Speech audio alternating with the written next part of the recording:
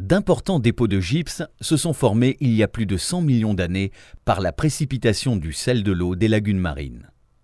Lorsque le niveau des océans a baissé, les lagunes se sont asséchées, laissant dans leur fond des dépôts de gypse. Les dépôts de gypse ont souvent été recouverts de masses rocheuses.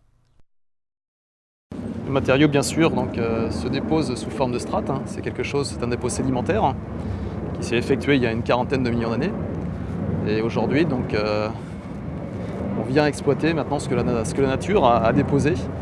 On vient l'exploiter sous forme de carrière soit à ciel ouvert, soit en souterrain. Pour notre cas, c'est du ciel ouvert.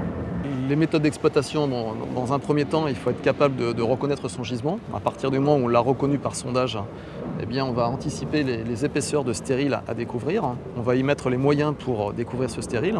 On y mettra des pelles et des tombereaux essentiellement pour pouvoir venir faire l'extraction. Le gypse est considéré comme une ressource d'intérêt national.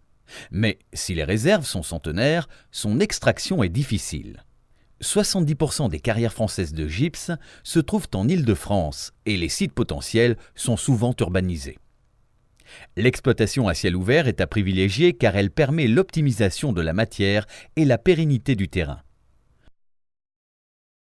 Le gypse est convoyé par camion depuis le lieu d'extraction jusqu'au site de concassage. Un tapis achemine ensuite le gypse concassé vers le criblage. Il est stocké en tas dans un local couvert.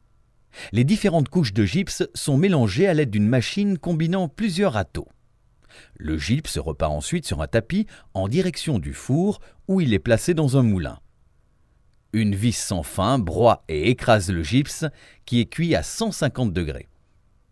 Après refroidissement à 60 degrés, le gypse devient du semi-hydrate car il a perdu une molécule et demie d'eau. Cette cuisson à basse température contribue à la réduction des gaz à effet de serre.